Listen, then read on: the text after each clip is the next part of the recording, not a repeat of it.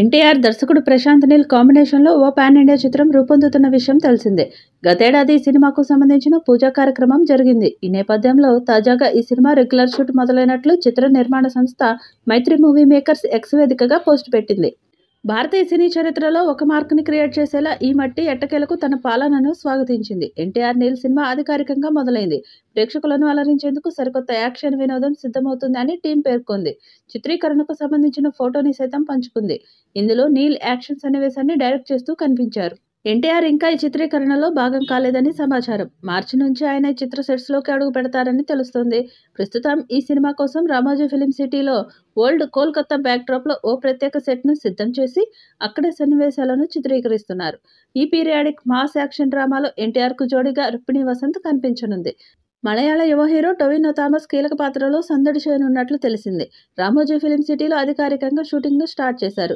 ఈ మేరకు అక్కడ భారీ సెట్లను నిర్మించగా రామోజీ ఫిలిం సిటీలోనే దాదాపు 10 రోజుల పాటు మొదటి షెడ్యూల్ను చిత్రీకరిస్తారని తెలుస్తోంది.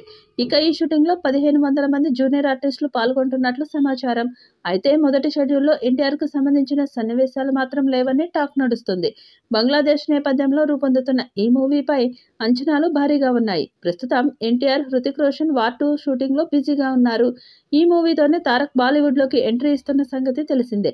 అయితే జనవరి చివరికల్లా ఈ మూవీ షూటింగ్ పూర్తవుతుందని అనుకున్నారు. కానీ పలు కారణాల వల్ల షూటింగ్ ఆలస్యం కాగా మార్చి నుంచి ఎన్టీఆర్ డ్రాగన్ సెట్లో జాయిన్ కాబోతున్నారని తెలుస్తోంది. ఎన్టీఆర్ సినిమాకు డ్రాగన్ అనే టైటిల్ పరిశీలనలో ఉంది అంటూ ప్రచారం జరిగిన సంగతి తెలిసిందే.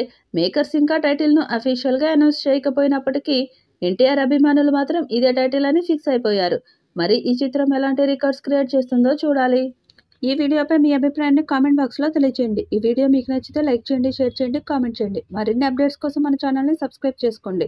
అలాగే పక్కనే ఉన్న గంట సింబల్ని గట్టిగా కొట్టండి.